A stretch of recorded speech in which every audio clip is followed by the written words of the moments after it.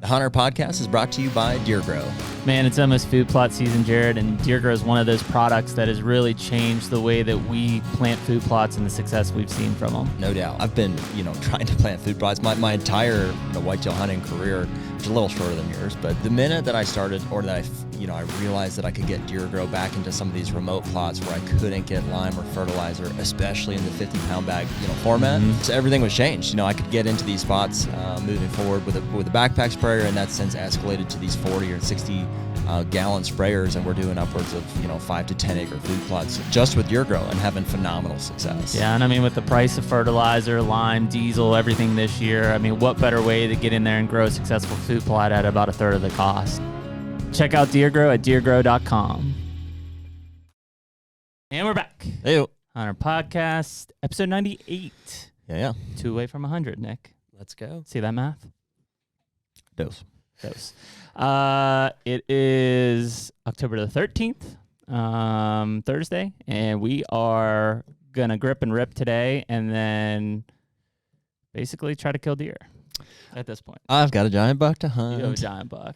That's funny. How long ago was it when you got him? I try not to make anybody feel bad about like me.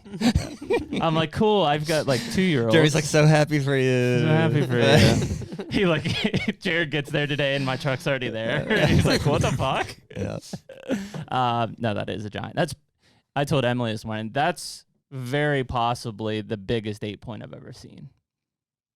At least of knowing people.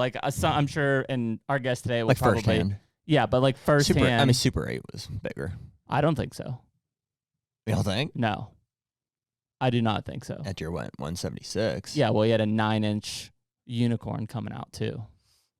Yeah. I think that deer... 9 inches? Yep. By my scale. It'd be close then. Yeah, 9 inches. No, I do. You're right. His he's lost 5 inches. 4 or 5 inches, yeah. Yeah. But from that deer's got 27, 28-inch beams. He's huge. Yep. And it's probably 20. Giant brow 4 tines. Inside, 9. 7.5-inch brow tines, maybe. I was thinking 9 again by my scale. Brow tines? Yeah. Maybe. It's possible. It's a big deer. I think he would gross 170 if that G2 was the same. So that's why I was putting him in at mid to high 60s. Yeah. But dude, those deer on your farm, this is East Central Ohio we're talking about. Those deer have surprised us a lot. Days. Well, no, think of that buck your dad. How much they score? Yeah, we're 140s. We're not even going to hunt them. That deer was over 150. This dude has a huge cage. Huge frame. And put a rage in that cage. Yeah. The other cage, where his heart is. He's also a giant-bodied deer. That's at least a 5-year-old buck. Mm-hmm. No history with him. No, first time hunting over there. Okay. Yeah, big deer. And in what you would think is not, it's a cool area, but very fragmented. It's exactly what I've come to expect from those deer over there. They're like rabbits. They find little pockets of thick stuff. We saw on the hunt stand map this morning that they timbered it. It seems like that picture's from a little while ago. A couple years ago. But you could see fresh stumps. And you can still see the trees laying there. Yep. Or there's tops or whatever, but it's thick. Yeah, it's thick. It's just a little... I thought about naming that deer Frogger because he's hopping across that road. Ooh, I like that. That's where we're getting him. Yeah. That's the name really matters, but I've just got a little stealth cam. I've got a stealth cam on a fence post on the road. Yeah, it's literally on the road. Yeah. And last week I pulled it and I was like, I got several pictures of him just coming across the road, going back, and it solidified my idea that he's bedding in here, or told me that. And this morning. Well, this morning's the one that didn't concern us. It was awesome to get those pictures, but it was 6:35, and he was several hundred yards away from what we would think is his bedding area. Yeah. So, the good news is... I'm going to say 250 yards. He was day walking. He was day walking today. He walked across that road in daylight, we're pretty sure. Yep. And which is tough, because that pocket of bedding is difficult to hunt, and it's... Mm-hmm. Yeah, it's protected by that road, because it's how close... as close as you can get is it might be too close. Well, and the thing you've got working in your favor right now is you can at least use that corn as screen to get up in there. But there's a little creek there, so your scent is going to get pulled into that creek and pulled down. But I think that based on what we looked at this morning, you can probably only hunt them on a southwest or south wind, which unfortunately is not usually in tandem with a cold front. Yeah. And the other tough part is, like, I know that deer is going to walk in front of that stand, that I have a rut stand there at some point. Yeah. That's where I got a picture of him this morning. He's just walking through. It's just a pinch is what it is. It's just where two edges come together. Mm-hmm. So, like, that's a good thing, because it's like, man, we'll kill him there eventually, but things happen, crop rotation, things get I mean, your beans are going to come out in the next probably 2 weeks. Corn will be later, but those beans will probably be next 2 weeks. They're going to get cut. Yeah, before November I think 1. There's actually still some green beans there. I'm pretty sure that's what he's still coming to. Most of them have turned, but there's a section down by the lake that's just like the last remaining. And I've always said that, if you can find any green beans, that's where they'll be. Yeah, and we were did we talk about it last time or I guess I was with Bo, that the acorns, not looking good. I can't find any acorns. Yeah. So I mean, it's browse and crops where they're standing. Yeah. And that's it. So yeah, I mean, give it a go. I'm gonna try to get eyes on them tonight from the ground. So eyes on them tonight, and then best case scenario, I see him get out of the ground or get out of his bed tonight. Yep. I'll go in after dark and hang the set and be in there at like 4:00, 4:30 tomorrow morning. There you go. And wait for him to come back. Somebody's been sleeping in my bed. Thump. Whack. Cool. So speaking of big deer. So we've got Cameron Coble from Iowa on today. And I don't know, we can come up with some nicknames for him. He's like the professor of big deer. I don't know. Other than a few conversations I've had with Cameron, and I just know he's a super kickback, chill dude. I don't know much about him. I think he's an official scorer for Boone and Crockett. He knows a lot about big deer. He gets his hands on a lot. Official scorer. He told us that before he got on. Mm-hmm. And so, I think what's always funny is, like, we've had this conversation how many times in the last few weeks is, a lot of people kill big deer that, let's say, the general public doesn't know about. And it's kind of these like underground serial buck killers is what it is. And they don't want you to know who they are necessarily. And Cameron's not the general public, so he knows about he knows about them. And I'm not a serial big buck killer, so that's why me, and I don't have any bucks to hide. So that's basically where it is. Yeah. But, let's bring on Cameron. First time I was introduced to Cameron, I said, hey, can I call you Cam? He's like, I prefer Cameron. He said, I was like, okay. Cut yourself. Cameron it is. All right, let's get him on. Can you hear me? We got you, man. All right, it works this time. It works okay. That's good. We got it, Cameron's first Zoom experience. Welcome to the team, brother. Yeah, it is. He's going to be Zooming all over the place now. Now that he knows how to do this, he'll be like, oh, I don't know. Do you want to do a Zoom meeting or what? People are like, can you score this deer? He's like, yeah, just pull up a Zoom. Here, I just sent you a link. We'll do it. We'll do it remotely. I had to do one like that a couple days ago. Just do a Facebook live chat with a buddy that's a Boone and Crockett score, just for a second opinion. I just wanted, there was just a few gray areas on this deer. So, but it's pretty cool technology, what you can do with it. Get info that quick. So Cameron, correct any misstatements we made on the intro here about who you are, where you're from, and what your connection to big deer is. Just a real quick nutshell. I'm originally from Indiana, moved to Iowa, been in Iowa a couple of times, in and out, here or there. I'm now back in Iowa. This will be 4 or 5 years, but I've been down in the southern part of the state. Didn't become a Boone and Crockett scorer actually until 2019, but since then I've been real busy, and just from the encouragement of other scorers, I knew they told me to go ahead and do it, and it's been a lot of fun. It's all volunteer to go score deer. People always ask me what it costs. I said nothing. Can't charge anybody to score a deer, whether you want to put it in the record book or not. So you can't. It has a lot of perks to it. You meet a lot of people, become friends with, or go to shows, behind the scenes stuff, or the whole weekend there's hotels paid for, this or that. So there's a lot of perks to it too. You don't see. So, but it's fun. You get to hold a lot of big stuff. I think I was just at my buddy's place the other day, and I said, man, I've become desensitized with big racks, because he had a 180 there on the wall, and I looked at it and said, that's a nice deer. Yeah, he's all right. Yeah, he's good. Probably need another year. I looked at it and thought it was about 165, maybe 170. They said 180. I was like, maybe it is. I don't know. I'm not always right.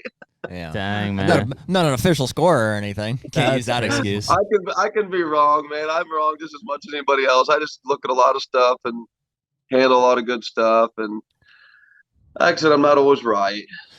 Give you a good guess in my opinion, but I could be wrong. I've been wrong before. Yeah. So Cam, you are an official scorer for the Boone and Crockett Club. Is that right?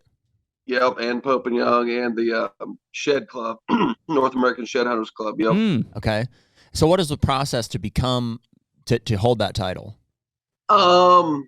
Essentially, excuse me, you just go on their website, fill some paperwork out, an application, send it in, put 2 or 3 references on there of other scores that you used as references, kind of like a job application, essentially. Okay.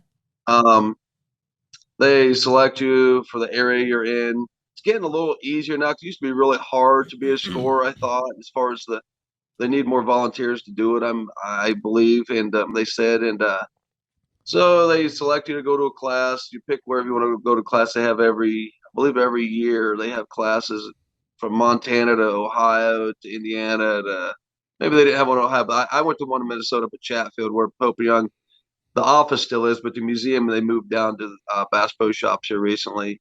The whole Pope and Young Museum's now down there at Bass Pro at the Wonders of Wildlife or whatever. It's tied in all that.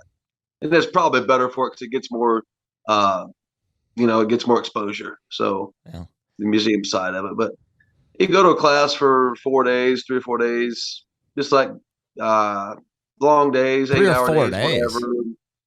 Yeah, they teach you to score, everything from elk to walrus. Yes, walrus. Okay. Yeah. Am I going to score walrus? Maybe not, but I'd have my wife. This is how you score a walrus. Interesting. But elk, mule deer, whitetail, the basics like that, pronghorn, bear, just the animals that get scored. I guess that makes sense. Yeah. Yeah. Huh. So do they give you like a badge? I have a card somewhere upstairs. It's got my name and number on it. So, you got to put your ID number on the bottom of the score sheet when you send it in. Yeah. And it's kind of funny. It's kind of ironic. I got this silly memory, but the very first Boone and Crockett deer I ever seen when I was a kid at Indiana, at the Indiana Deer Show back in like 1994, I think. The very first, I couldn't wait to see what a net Boone and Crockett typical buck looked like. And the very first Boone and Crockett net typical buck I saw netted 174, and I can't remember the guy's name, but it did net 174, and my ID number is C174. Huh. I was like, how does that even make sense? It's fate. Cameron, how many of the bucks would you say? So obviously somebody says, hey, I've got a buck, I want you to score it. Let's say it does net over that 170 mark. Would you say that all of those guys then submit it to Boone and Crockett or Pope and Young, or is it just them wanting to know? I get that question quite often, and I keep a little folder. I need to do it with all the bucks I enter, but I keep a folder of all the 200s I've scored. And somebody's asking me about the 200s I've scored, how many entered. I try to convince the people, and they say, hey, you can do with it what you want. I'll come score your deer regardless. Some guys won't unless you're going to enter it right out of the gate, but I'll score it regardless just because I like to see him and put the tape on it, or put the friend of a friend or something. I'd have to look through my pictures again, but I thought I did look through them a couple months ago, and I was probably like 60 or 70% of the 200s that I scored that net. Not all of them did net over 200. They're like 197 or 199, but a lot of them were over 200 net. But probably 60% at least, maybe 70.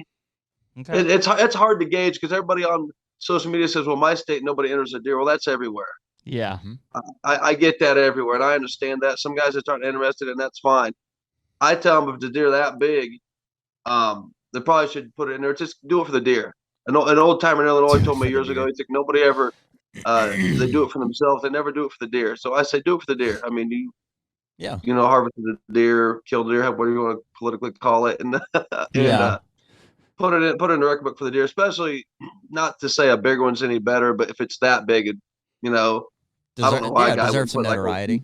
Well, yeah, and I mean, I think the interesting piece of that is I was on Boone and Crockett's website, I don't know, last week when we were starting to have these discussions about, who's killing what, where are they killing them, and I think it's for like $50 or something. You can buy access to their database. which is awesome. Yeah. Man, it was like a kid in a candy store going through and checking counties and states and stuff and who the people were. There's not pictures. Some of them do. Some Really? of them have Some pictures of them attached. are pictures, yeah. Yep. Cool. Yeah. But what's cool is like I can put in like so I'm in Meigs County, Ohio. I can put in Meigs County, Ohio, and I could pull up all of the deer submitted from that county, what the locations were, and it has Hunter's name and everything with it. So I'm like, where's this guy have property? Where's this guy have property?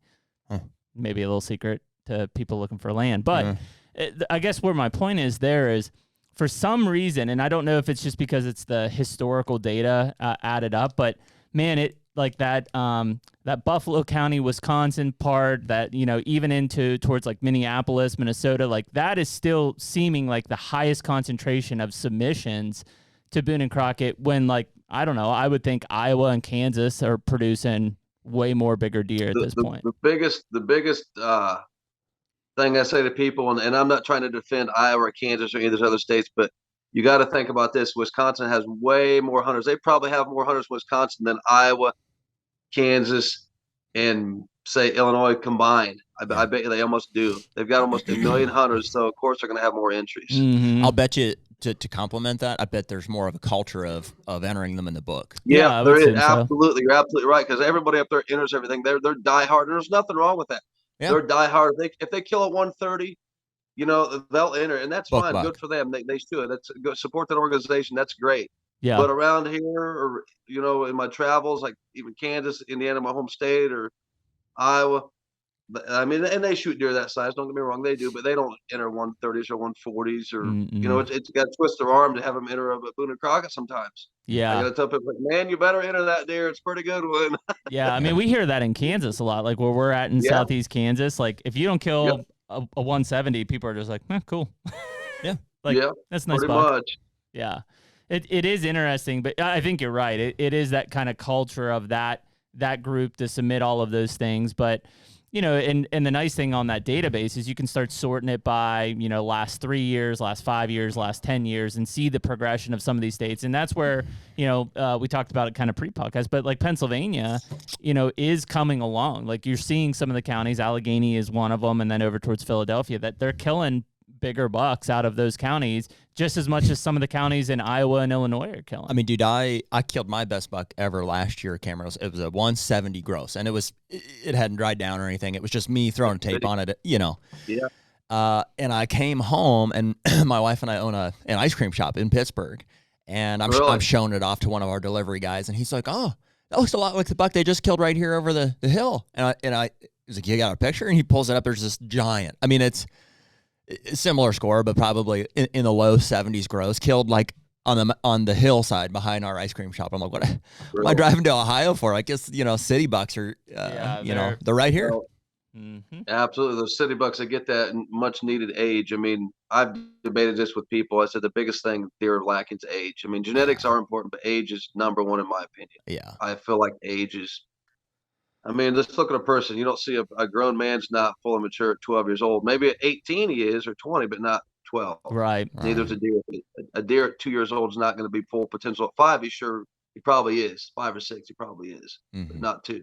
Mm-hmm. So, well, one of the things I think that also has been, and maybe it's coming from the guys who don't do book stuff as much, but like, for instance, we talk about that 8-point this morning. Like that 8-point is a giant deer. That deer may not even come close to scoring against like what looks like a much smaller frame 10-point because of the way the scores are and the way that time length is such a huge factor in a buck score. That's what we talked about yesterday. Built to score. Yeah. 2 days ago. Like that 12-point I killed last year is not a giant frame deer. It doesn't look as impressive as that 8-point. But he was built to score.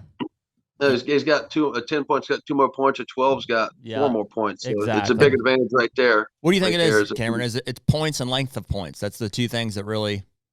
Main beams and time length is number one. Mm-hmm. For high score. I mean, mass is cool, but I've scored a lot of deer, and I would say main beam and time length. Yeah. And if you don't have that, then mass does help. Yeah. But if you have it all, then you're going to be real high score. Yeah. But you give a deer, I would say 25 is a magic mark on the main beam, because half of, or 25 be 50. Your 2 measurements, you're half at 100 right there. Yep. Then a lot of long tines, and there you go. I mean, look at the Hanson buck. The Hanson buck has not got very good mass, but just massive tines and 28 beams, 27 inside, which the spread helps a lot. Yeah. You don't usually get deer get long beams like that and the spread. But I'll tell you what. It's not what it takes. I'll tell you what, Cameron. I'm not going to seriously suggest that we change that, because I think the more that things can be standardized, the scores, all it is for most people, is just a benchmark to say, to give you an idea. Okay, here's what it was. But for the sake of, poking holes in something or saying it should be different, a lot of guys, myself included, are not huge fans of net scores, which just for somebody that doesn't know is just rewarding symmetry, saying, hey, this deer's more symmetrical, therefore the score's better. Alternatively, I would prefer to see a system that does give more credit to tine mass, because I think that that's one of the things that makes a deer look really impressive. Is a deer that carries his mass all the way up through his tines. Yeah, it does. I get all the time this, like, I post videos that don't get taken out from TikTok, and I get comments or something that says, oh, they should have a different scoring system all the time. And I was like, how could you ever do that all the time? People are like, do water displacement. I don't know how you would take a rack. Yeah. If it was on a mountain. It would never be feasible or possible to do a water displacement. No. I mean, I don't know how you'd measure it like that. It's a cool idea, but I just don't know how I do it a lot. Yeah, I mean, I think ultimately, because here's the thing, that score is what carries over to all of us looking at a trail camera picture and saying, man, that deer's going to be 170 plus, right? I mean, that is the commonality. It's the unit of measurement that across the board we're all familiar with. It probably, more accurate on scores, even though it's still not the greatest, than most people aging bucks, unless it's like fully mature. The big thing, I guess, Boone and Crockett did do a while back, they do include the gross score now on the online database or in the record book. The gross score's on there. Iowa Deer Show similarly done that a couple years ago. They also put on their little placard, they'll put gross score and net score. And you'll walk by some of them deer, and I've go score up there the past couple years I have, and some deer will say like 190 something gross and 154 net. It's like, geez, got murdered on that net score. They got murdered. Yeah. But that's how they designed the scoring system back in 1950, I think. And as much as it is the way it is, you could never go back and amend it and change all that. You can never track down all those thousands of deer. So it just is what it is. And at the end of the day, it's just a number. I tell people some deer score better than others. Well, it's a benchmark. I mean, that's it, at the end of the day, we kind of talk about this, and it's not to say like, oh, you shot a 150, it doesn't matter. But the fact is like that scoring system is in place because of the need for a benchmark, right? And so this system is the basis for how deer are classified, and whether you care about big antlers or not, ultimately that's what it is. Yeah. So, I mean, I think one of the things that people get wrapped up on, a couple of the big things I think is, number one is spread. Like everybody loves to see like a super wide deer, but those deer often don't score well, especially because in the Boone and Crockett system, if the spread is greater than the length of the main beam, it doesn't get credit for, or wait, vice versa. How's that laid out? The inside spread cannot exceed the length of the longest main beam. There you go. Why? I have to think about it sometimes myself because I don't see it a lot. That is the system. So what happens in that case? I killed a deer not too long ago that had a 21 1/4 inch inside, but the longest beam was 19 1/8. So I only got credit for 19 1/8 on the inside spread. There you go. Absolutely. Even though it was 21. That's just one of the rules. Seems like a rule, much like the symmetry one. It's trying to reward the most standard wrap. Yep. Yeah, just confirmation of like, this is how the conformity of an antler of whitetail should be. So, but yeah, I mean, and so a lot of people have got that. In fact, there was a buck killed, I don't know if it was it's either in Iowa or Illinois a few years ago, and it looked like a damn V coming out. Like just, 2x4 straight up. And so at the widest point, that spread was like, I don't know, 23 plus. But his beams were only 20 inches long. You've seen that Jason Erb buck? I scored a deer at the Illinois. I don't know if you're talking about the deer that was killed here recently. I think it was killed last year in Illinois. There you go. Have you seen that? I'm sorry to interrupt you. Here, I'll bring it up. Before I show you here, this is Jason Erb. He killed this off Don Watkins' property, which borders Jets. Yeah, so I would bet that score is inaccurate. That's an awesome deer. Holy cow. It's going to be close on a spread to the beams. Yeah. I mean, it's going to be close. Because that spread's got to be 22, 23 inches probably. It says 193 is what it went. I don't know if that's Boone and Crockett or what. Yeah. Most times people nowadays, and there's nothing wrong with it, they'll refer to it as gross. When they say a number, they're going to say gross. Well, that's it. I mean, everybody's... that's totally fine. I understand. That's totally fine. So, the old school guys will talk net, and I'll do both. I try to just, Yeah. Like, then I ask people if what's it net? Some people get mad or nets. If I had $1 for every time somebody told me nets are for fishing, I'd be a billionaire. Oh yeah. Well, dude, what I was going to ask Cameron is how many times, and I assume most guys are grateful for it, but how many times have you scored a buck and when you tell the hunter the score, they're like, that's bullshit. There's no way. I'd stop you before you got there. I'd say, don't worry. He's like, okay, I'm going to go ahead and calculate the net score. No, I'm good. Don't tell me that. One time a guy he didn't call BS on me, but he was disappointed. He was real disappointed because I tell the story, and I won't say names and stakes. It doesn't matter. And he's this older guy anyway, but he got a hold of me and I said, yeah, I'll run over real quick and score the deer. Found me on Pope Young's website. And I said, yeah, come over and do nothing after season. Go over to his house, score this deer. And I'm sitting there. He's like, yeah, I kind of already know what I got. Maybe my buddies put a rough score in him. But yeah, that's cool. We figure it's around 180. And he goes in another room and walks out with the rack. And I look, and I'm holding my pen and my score and stuff, getting it out. And I'm like, please don't be that deer. Please don't be the deer. I'm trying to look away at it and said, please don't be the 180. Because I knew right when I seen it's not 180. Yeah. And I scored it. It had a crazy big mass on it. It was a real cool deer. And I scored it best I could. And, I'm fair. I don't care if you're my dad, my mom, my brother, best friend. I'm not going to exaggerate the score. I'm going to score it what it is. Yeah. What it is, it comes out what it is. And I was fair as I could be with the deer. And it was 165 gross, like 157 net. Mm-hmm. And it didn't even dawn on me. He did tell me it was a crossbow kill. And I asked him, right there. I said, you want to enter at Pope Young? And he said, oh, no. And then I thought, well, heck, you can't enter anyway at Pope Young because it's a crossbow kill. But he was disappointed. He just said, oh, no, I'm real disappointed. He's like, that's just terrible. That's all.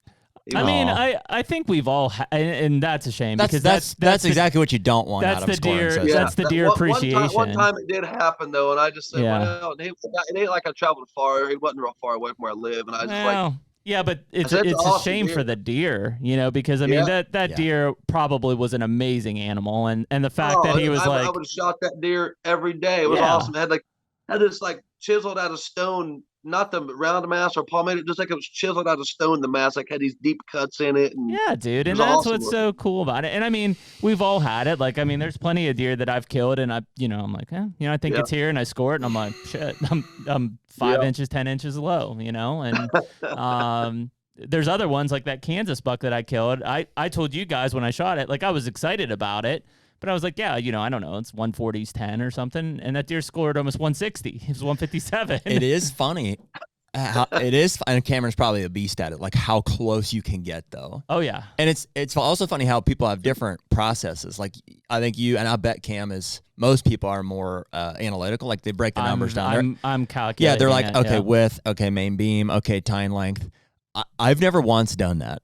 I'm literally just looking at it. And I just spout out a number. And because you've seen? That's what I do. I just look at it, and I'm like, okay. I just look at it, and I'm like, yeah, that's probably 160. It just comes to you. It's just like here's the number. I would assume it's because you've seen enough deer of all these variation of classes that you can now. And sometimes I'm way off. I mean, but you're not also trying to be like that's 156 and a quarter. Not at all. That's 155 class deer. Oh no, I'll go to the eighth.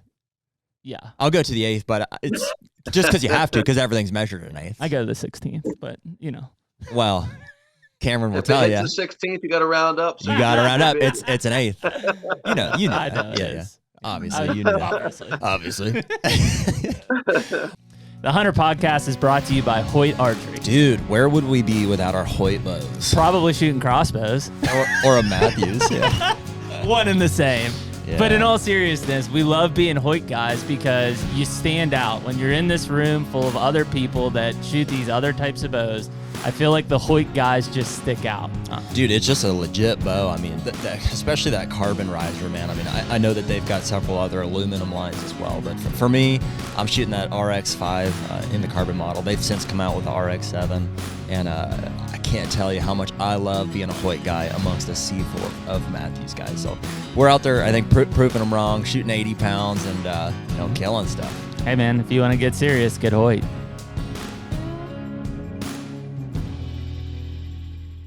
What, Cameron, speaking of those, the guys that thought they had a number for that buck and stuff, what are some of the most common mistakes that you see guys making scoring their own deer? Let's see. I get this question some too. I would say the biggest difference, like if I were to score a deer as opposed to somebody that doesn't have the tools or even, I wouldn't say knowledge, because it's not real hard to score deer. It's and when tools, when you say tools, you just mean like a phone charger cable. A cable. I use a cable and to wrap. You get a little bit tighter and wrap it around the main beams. Where to start the main beam and how to do the main beam measurement. Mm-hmm. That's the biggest variance among scores. That's the biggest difference. The main beam measurement. Is it really?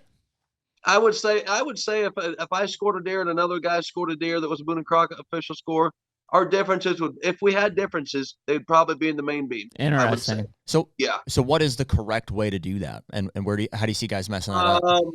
It's hard without showing exactly, but the lowest burr, a good starting point is on the mount, about the corner of the eye, starting right around in there. Okay. On the mount would be a good spot to kind of start. I wouldn't say it's exact. It's just, but if I were to score this, I'd put my cable right here and you just wrap it around. You work it around the middle of the material all the way around. If I can't hold the cable, a lot of times I'll masking tape it all the way out. It's tedious and slow, but I want to be exacting. I mean, got to give it everything it has. So, but just start right around here and go around. What's telling you that there, Cameron? How are you knowing? Following the grain of the antler, basically. Well, no, I'm with you on that. The lowest burr. Can you see me? This pretty good? Yeah.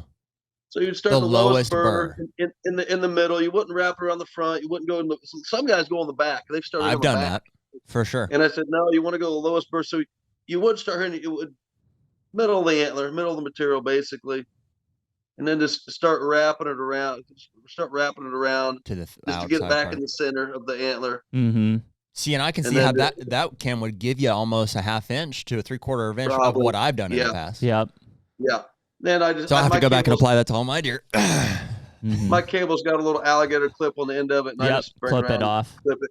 Yeah, and I know when they're a long beam because I'm running out of real estate on my cable. Like it's really, I know when I'm getting pretty long. And is that like a 30-inch cable?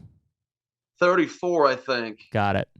Just to be safe. Well, the one thing that I hear, and I've seen guys do it, and I just, sometimes you correct them and sometimes you just let them go, is let them have it. Well, is the mass measurement, and that they measure. I was getting ready to say that next. Yeah, go for it, man, because that's where I see it. So I don't think I have a 6-point shed around here anywhere to show you, but they'll take one here, they'll take one here. Between every time, they'll take a mass measurement. Exactly. Yeah. And you can't do that. You get 4. Doesn't matter if it's a spike or a 14-point. Like you get 4. Or a 30-point, I tell them. It said you get 4 no matter what. Spike to a 30-point. You get 4 each side. That's it. No more, no less. Yeah, and you also see people that will take the let's break that widest circumference when it should be the smallest circumference in that between those points or times. Let's break that down for people. So you get 4 regardless of the number of points. So the first one is between the pedicle and the brow tine. Mm-hmm. The second one is in between the brow tine and the G2, between the 2 and the 3. Yep. And in that case, if it's an 8-point, you're going to take that same measurement again, correct? Through the halfway. Halfway, correct. So if this wasn't here, I could grab a 4-point shed. So if this wasn't here, you would go down. You would take down here, take a line. I draw a line on the tape right here, halfway, and say this is on a 6 inches. On a 6-point is what I meant. Yes, sorry. Yeah. So on a back to your thing with the 6. Hold on, I'm doing the 8 real fast. So the 8 would be halfway, but the 6 would be twice in the same spot. You're correct. Right. Correct. Yep. Interesting. And 4-point, you would do. I have never scored a 4-point, but the 4-point, I had to think about it because a guy showed up with one at the Ohio Deer Show a couple years ago. 4-point would be once here, then 3 times, split it 3 times, Yep. Triple. There's, and I know, I'm sure most people listening to this aren't wanting to score their 4 points and stuff, No. but I've heard different things there. Like I've heard, let's say a traditional fork 4-point, right? I've heard that you would take H1 and 2 in the same spot and 3 and 4 in the same spot versus if it was like a like 4-point that had a brow tine, let's say, so like a brow tine and then just the main beam, you would take H1 and then 2, 3, 4 at the end. I don't know. I am thinking that it's the one down here, then 2, 3, 4. Up top. The ladder of the 2 you said, yeah. Like I said, I can't say I've ever. For all you guys scoring 4 points out there. I mean, it's a rare thing. I could be wrong. I hope I'm not, but I just. Well, dude, I've seen being so when I measuring width on a spike. Like. Oh, dude, when I was living in Mississippi and we would do research stuff, like we scored everything. Didn't matter if it was spike, 4-point, whatever. But then we would go to these hunter check-in stations and we'd have to do the same thing. We'd take age and we'd score them. The number of like spikes and 4-points that I've scored has been a lot. And there also have been, I'm talking some tanks, like these 5-year-old just brute, like I'm talking just straight up massive forkhorns. That's what they are. Yeah. And I mean, they had 21-inch beams and just were a 4-point. Wow. It's just weird swamp bucks, I guess. I don't know. Was that there was a Louisiana? Speaking of 4 points, digging through just some info I had a couple years ago, and I don't know. It had, somebody told me, and I ain't seen a person, but there was a 4-point out of Illinois, and I thought it had a little bump right here, where, but it was essentially a 4-point rack, and it netted 131. Wow. Out of Illinois. So, Cameron, since you mentioned those, whatever you called it there, a bump or what's the rule of thumb for, daggers or can we say what stickers? It used to be, people would say if you can hang on a ring on it, it's a point. Yep. That was the old timer saying. That's what I go by. So here's one right here, and it's not an inch. It's a little. Yep. You see this? Yep. It's not an inch. So the rule is it has to be taller than it is wider. Oh, interesting. Really? Okay. So yeah, never heard that. If it's an inch and a half wide, yep, and it's an inch tall, then it's not a point. So like that one there technically looks like it would be a point? Chodes don't count. It would not be a point, no. Okay, so you're saying that would 100% be a point by the standard you just gave us. This would? Yeah. You're saying that's not an inch. Well, I know. Does it need to be an inch? It has to be an inch. It has to be tall. It has to be 1 inch. Oh, 1 inch and wider than tall. Got it. Or taller than wide. I'm sorry, I didn't say that. Yeah, it has to be an inch tall. 3/4 inch. Okay. So the old timers hang a ring on it is bullshit. Yeah. Well, that's a Southern thing, I guess. Is it? Well, I don't know, man. When I was growing up in Pennsylvania, like I would hear you hear the rumors. This is back in the 90s and stuff, but you would hear like, oh, so and so killed a 12-point. You're like, damn, man, a 12-point. I haven't even seen one, and it's Count a 6-point with like just base nodule type thing. That happens a lot. People still do that. Yeah, all the time.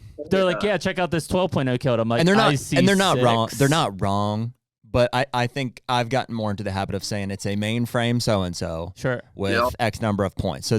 So who I'm telling can properly visualize, okay, it's got main beam, 8 points and whatever. But your average hunter doesn't say that. If it's got little stickers at the base, and they'll be like, well, that's 12-point. Yeah. Somebody sent me one this morning. It's 12. Somebody sent me one this morning from Pittsburgh. Probably a really nice two-year-old, like a nice 2-year-old. He's like, yeah, check out this 14-point. And I'm like, I see 10. Like, where's the other 4 at? Yeah. And it's just like little stickers. Yeah, little stickers at the base. Yep. Yeah, and they're not wrong. Back to the mistakes with scoring. I would say, though, the main beam is subjective just to where you lay your cable, but the mass is the biggest, just gets thrown around loosely. Like, well, I could take a mass measurement between every time. Oh, for sure. Yes. And then another one, I guess, I don't get it a lot, but some people want to go to the middle of the main beam or the bottom, but essentially you just want to cut the tine off like flush. It's not even, like it don't even exist. Just shear it right off. Yep. That's where the baseline will be. I mean, you know that obviously, and just like you want to cut it off. Like it doesn't exist, and that's where your baseline is. You look over, the guy's like, "Okay, I got it off. Now what?" No. Oh, wait, you didn't. I've got a rack. I've got a rack out in the garage that I took and I drew baselines on. It's an old deadhead, a little 125-inch buck or something. And I drew baselines on it with a permanent Sharpie, just so I could show people. Yeah. Where it's kind of like my teaching rack. If they got a question, I just take a picture of that and show it to them or videos. So I always laugh, and I mean, again, people doing it at home probably don't have the cable and like the thin steel tape and everything. Like I use like a cloth tape for a lot of mine. I use that a lot. I can get real close with that cloth tape measure, and I carry it shed hunting because people ask me how big's a shed. I'm like, hold on, I'll tell you. Yeah, and I'll measure it real quick in the field. I'm like, it's a pretty big one. Yeah, I mean, that's a good one. Well, and I say that because cloth tape is just malleable. Yeah, malleable. I see a lot of people using like your standard 20-foot like measuring tape, and it's like trying to bend that thing up along the beams. I'm like, yeah, dude, that ain't. You're better off. He's like 29. I'm like, I have used so many. Probably not as many as Cameron, but anything I can find. I've done it with. I've done it with weed whacker. Like I've heard weed whacker. I've heard that because you want something that's not going to stretch. Yeah, it works pretty good. I scored a deer. It works pretty good. My buddy's, it does work pretty good. A buddy of mine, his girlfriend shot a big deer last week, and he used weed whacker wire and got real close. He's like, you wouldn't believe it. I scored a 200-incher with weed whacker string, a can of Copenhagen, and a bush light. It was pretty impressive. Yeah. Then another mistake I get was scoring, I guess. And I joke with people, just like some mounts I see, I'm like, that must be a bush light score because there's no way it's big as what they claim. They must, and people get excited. They bring a big deer home that night, and they'll sit in their garage with buddies and drink a few beers, 1-2 beers, and get the meat. For sure. Yeah. They'll get a bush light score.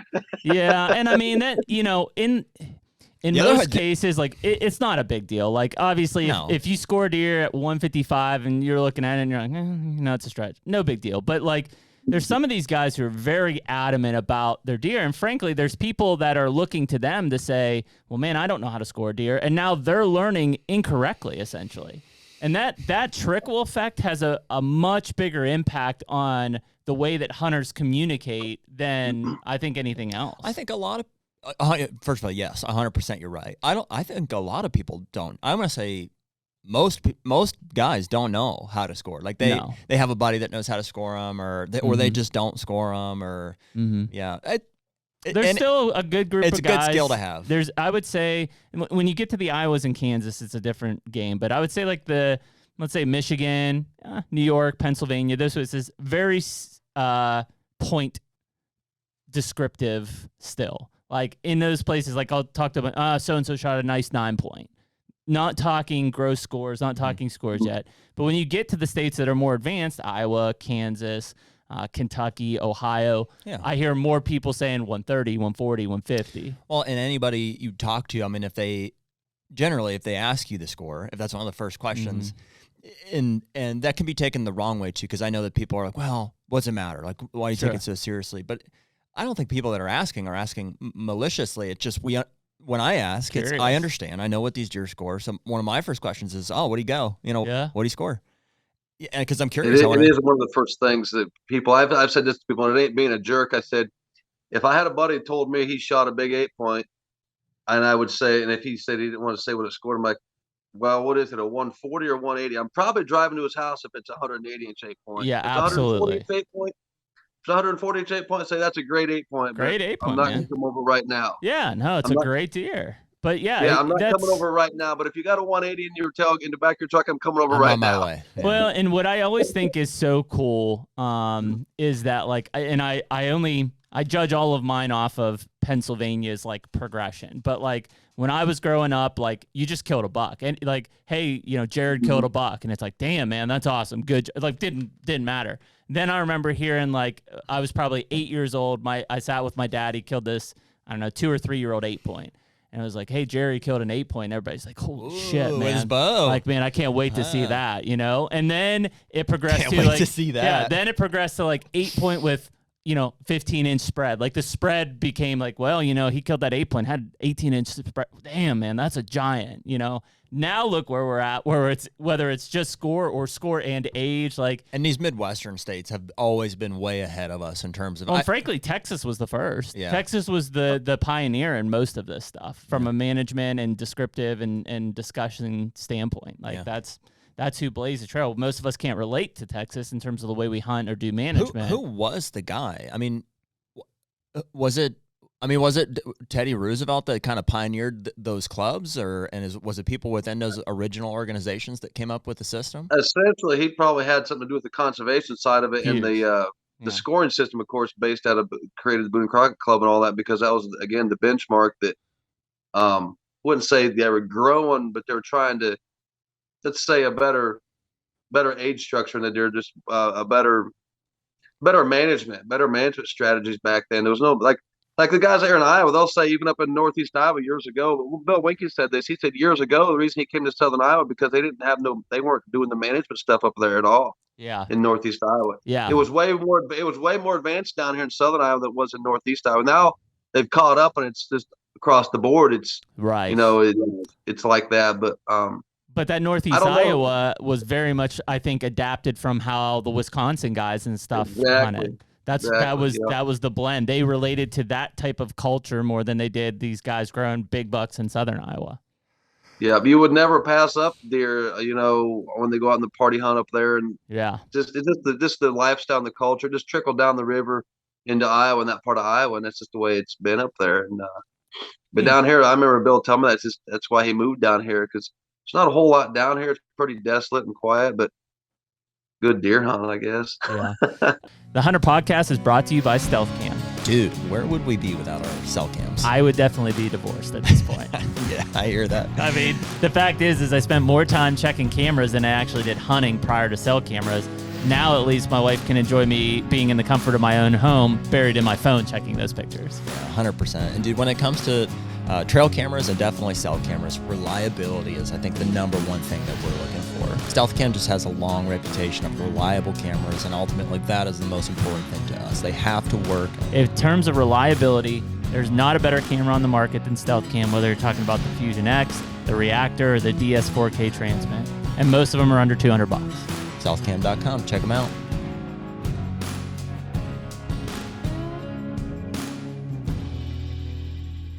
Cameron, how well do you think like your knowledge of scoring and just, seeing deer and handling deer more has been able to take and apply to like the field judging side of it? Like actually seeing a buck like on camera or from a tree stand and being like, that deer's this. Oh, on camera, I think some cameras make deer look smaller. Some I That's really all do. my cameras. They all make them look smaller. Here, wait. I'm going to say this too because I'm going to miss it if not. There's a legitimate issue happening here where I think fewer and fewer guys are saving. First of all, nobody prints out pictures anymore. None. That was a long time. People would print their pictures out. That was pretty accurate. Yeah. Then people would, I think, save pictures and email them to each other and stuff. Now, I think people are looking through so many pictures. I save a couple and I text a few. And this may even be going away with the cell cameras. But if you take a picture on your screen, for sure, you're almost always tipping towards the antlers, and it makes the antlers look way bigger. Tilt trick. That's land sale real estate 101. Like every time they're like, look at these trail camera pictures. I'm like, damn, that's a 250. Somebody patented that, but it wasn't me. Yeah. So I wanted to throw that one out there. Well, and I guess I say that because so talk about the South kind of being more of that lead in. Mississippi in a lot of their public land areas are main beam and inside spread as restrictions, as antler restrictions, not simple points that most states have. And so, for a lot of people to identify a 10-inch or 13-inch inside spread or 15-inch main beam, like, man, that's not easy to do. I would say, back to your question on judging deer from the field or whatever, or trail cams, I've seen some of the deer I had on trail cameras, and I didn't think that big, and I seen them in person. I'm like, oh, damn it, they're bigger than I thought.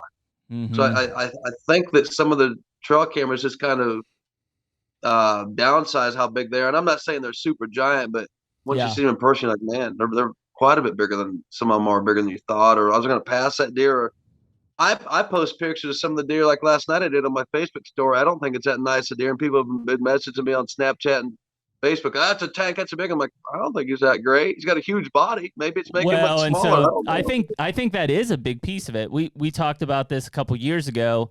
This buck I killed in Kansas ended up being 157, and none of us thought he was. I mean, we knew he was a decent deer. He was a 10-point, but he didn't look huge. And I remember putting a tape, I think it was on his beams, and his beams were like 25 3/4. And I'm like, whoa. I was like, this deer is going to be a lot bigger than we thought.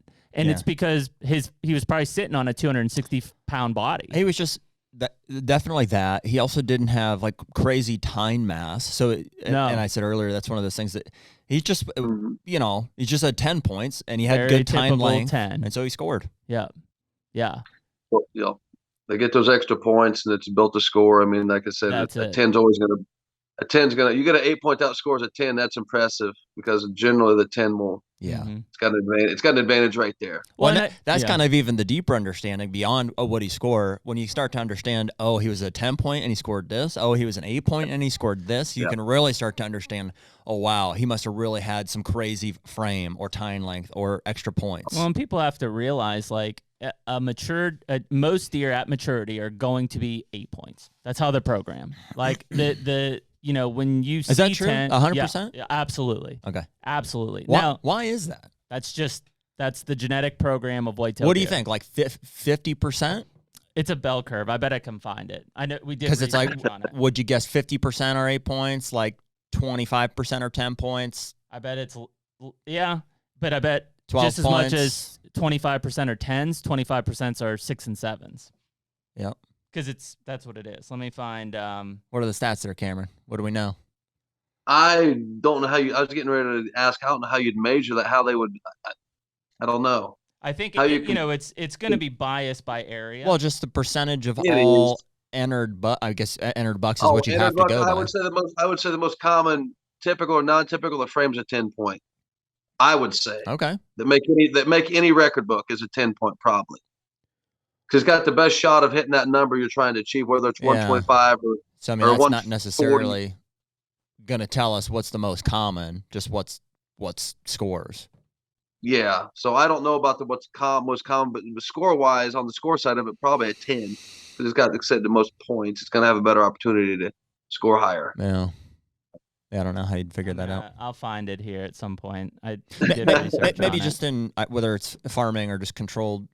Just a study that they've done or somebody done a study on. And it's certain properties are different than others. Yeah. Frankly, one of the first things I get excited about when I have a property is if I start seeing, a decent amount of 9 and 10 points on a property, even if they're 2-year-olds, I'm like, that's a good sign. It doesn't. I mean, my experience is somewhat limited, but dude, I killed a 12 point with double split brow tines last year on a property I saw plenty of 8 points on. Yeah. And vice versa, Well, and that again, you're gonna see more 8 points than you see anything else. Sure. That's just how it is. There's also big 7 point, Yeah. So I mean that's where it comes down to. I'm trying to see. There's several here that are like kind of like some of these are score based as well. Yeah. What's Google say? Yeah, that's what I'm on. I'm on Google. I'm trying to look at some of these research pieces here, for that. But I don't know what the exact number is. We'll find it here at some point. Nick, but I know it's Nick, Google, for sure. What percentage of all bucks are 8 points? Yeah, there you go. I would say that it's probably. I think it's north of 50. I bet it's closer. Right. Yeah, you're probably right. Closer to 65. I could see it. Yeah. Yep. And then I'd probably agree with that. And it just depends. Like if you're in the South, those big 4, 5, and 6 point mature bucks exist a lot more prevalent than I would say in Iowa or even Ohio or wherever else. It's like 50%. 50% at 8 point? Yep. Does it give you more than that, or as far as 10 points, 12 points, or is that it? That was strictly just 8 points. Yeah, change your 8 to 10. I would assume 20 something. 50%. 50% of 8, yeah, or 8. Let's see here. There's a particular graph that I remember seeing, but I don't. In a textbook somewhere? No, we did. I think it was out of Mississippi State, but I don't. The majority of bucks that you're going to see are going to be 8 points. That's just how it is. Now, age structure is going to come into that because that's mature bucks. The majority of mature bucks are at 8.50% of them, period. Obviously, younger bucks, especially in that 1 and 2 year old age class, are not necessarily throwing 8 and 10 point racks all the time. I think the other thing is like, a lot of people get really excited about, especially in a yearling, to see like, a yearling 8 or a yearling 10. Usually birth date has more of an effect than genetic or anything on that first antler size. What's interesting is on more than one occasion, I've seen a 10-point deer throw an 8-point rack the following year. Interesting. Like they go. My buddy, the big deer I just scored last week. I don't know when you guys are going to put this out, or I could tell you about this deer. What? It will go out in 3rd week of October, I think. Yeah, or last week of October. Yeah, last week of October. I just can't keep it kind of brief. I scored a deer last week that a buddy, a big one, his girlfriend killed, and it was real big. And the year before it was a 10-point, and this year it was a mainframe 8. Interesting. And the main for this deer is crazy big. The mainframe 8-point, the typical 8-point frame grows to 182. Jeez, oh man, that's okay. Wow. Do you think does he have any idea how old he thought that deer was? 5. Wow. So that's interesting. And she was pregnant when she shot it. She just had her baby 2 days ago. Holy cow. That's crazy. So that's interesting that as a 4-year-old, he was a 10, and as a 5, he lost that. Well, I was thinking about Pretty Boy. He may have been a 6x5. I'm not sure. I'll message him after this and ask him. But Pretty Boy. It may have been a 6x5 typical with some trash last year, and he wanted to see what he would do this year. I can't believe he didn't go after him last year. He pulled all the stands off of it and left it alone. And wow. They said that all summer we're looking at trail cam pictures and videos, and I guessed the score within like 2 inches of what it grossed. I guessed it. It grossed 207. I said 205 all summer. It was 207. Damn, man, that's a giant. You're right. The 8-point frame, tremendous though. I mean, almost 15 inch 180 inches. Yeah, and you hear that a lot. Like, I mean, I think probably there's very few deer that I've seen that I'm for sure saying like, oh, that deer has over 13-inch G2s. Like, I mean, that's giant. You hear a lot of people say it's huge. It's not. That's giant. It's not common. That 200, I think, probably was damn close on 13 or 14-inch 2s. Yeah. Or 3s actually. I think I've scored. I can remember I've scored 3 deer that had over 15-inch tines. Just 3. Wow. That's one out of Missouri. One out of Missouri was 16. Well, this one had this was 14.7. Let's give it to 1/8 inch for just the sake of it. 14.7 on this one last week, and then scored one 2 years ago. Guy never entered it or nothing. This goes back to the people not entering him. Guy brought it over to the taxidermy shop with a buddy of mine, and he said, "Oh, I finally got a big one." And the guy didn't even know what he had, and he was going to skull cap it. And he said, "My buddy said, oh, go out there and bring it in." So he brought it in. He said, "How big is it?" He said, "Oh, it's probably about he said, "I finally got a 170." He said, "We'll bring it in." Out here, there's like, "Oh, it's a 170. Nice deer." He said, "We'll bring it in." He took it in there and laid it on the floor, and he's like, "Holy cow, there's way bigger than that." It ended up being 212 on gross. I did score it. It was 212 gross, and it had 17 1/8 G2s. Oh my God. What? That is insane. Just the tallest. When he told me, when the taxidermist buddy told me about it, I was like, "Nah, I can't have that tall tines." I said, "I'll come over and score it. I'm curious. I gotta, whether it enters it or not, I don't care. I'm gonna come see this." How cool is that though? Like, because that is the stuff that, like, here we sit October 13th. There are deer like that walking around alive right now. This guy never took the deer to he was an older man, like 65 years old, never took it to the Iowa Deer Classic, never had it put in Boone and Crockett. It netted 202 non-tip, but gross 212, and and just typical frame was 196, and he was going to skull cap it. He wasn't on a European. He was going to skull cap it, and they talked about it. They said, "No, you better get this mounted." I mean, and that's the stuff that. What's that going to run me? But besides this discussion and $100. Oh. Yeah, this discussion in a small group of people, that deer just fades into the folds of hunting history. Yeah. And nobody ever hears about it again. And 20 years from now, some kid's going to be at a garage sale and find this buck and be like, "Damn, look at this! It's got 17-inch G2s." Yeah. If you've seen it, you wouldn't forget it because it's super impressive, tall. I mean, it's I scored another one out of Illinois years ago before I was a score, and it had, I think, 17 or 17 and 1/8 inch G2s. Wow. So I guess My 4. Then I've been above that 15, right around the 15 and up mark, 4 of them. You know, so it's funny because those are the kind of deer that when I can only imagine seeing them come in and you're just like, you're shook up. Like, that's a giant. Yeah. But there's plenty of deer that come in that score really high and you're just like, like, that's a good buck, but I'm just, you're not sure because it's compact or it's got non-typicals. That one Rising killed in Kansas that was like 215 was that way. You see that deer coming in, you're like, okay, he's got mass. Like, that's a good deer. You get him on the ground, you're like, holy shit, this 215-inch gross deer. Mass and points. Yeah. And so it's just, those big frames well, fool that's the thing. people, Yeah, too. you get enough of them. I mean, essentially, it's the same thing. Whether he's got a 6-inch and a 2-inch tine over here or 1 8-inch tine, it's the Same thing. Same. Yeah. But I think that's what fools people. Like, when people probably are familiar with it, but they don't pay attention that much. Like, the Milo Hansen buck, if you broke that deer down, is truly a freak. I mean, like you said, Cameron, he doesn't have like superior mass, but his beams, his frame, and he's a mainframe 10, right? I mean, he's just clean 10. 12. He is a 12. Okay. I just remember, I thought I'd rattle some numbers off. I just remember numbers on some of the big deer real well. His beams are 28.5, inside spread 27.2, gross 221. My God. Got let me see, probably 4 or 6 tines over 10 inches, at least 4 over 12 he's got. So just a freak. He's just built a score with that spread and those beams, and he's just built a score. He's only got 34 inches of mass. I think total mass is 34. Built a score. Let me ask you. His mass is pretty weak actually, because 17 is not a lot. I think he's got 34 inches total mass. Wow. Yeah, because usually whereas the Jordan buck had 54. I was going to say, if I score a buck and I get over 40 inches of mass, I'm like, all right, this deer's going to score good. This deer's going to score good. Big, man. When you hit that 40 mark, that's really strong. That's really good. Yeah, I mean, if you hit that 40 mark, you're talking about average of 5 inches per measurement. Yep. That's giant. Absolutely. Let me ask you this, Cameron. I'll put you in the hot chair. Okay? Riddle me this, Cameron. Yeah, I'll put you in the hot chair. My best. Do you think anytime soon that Milo's record will be broken?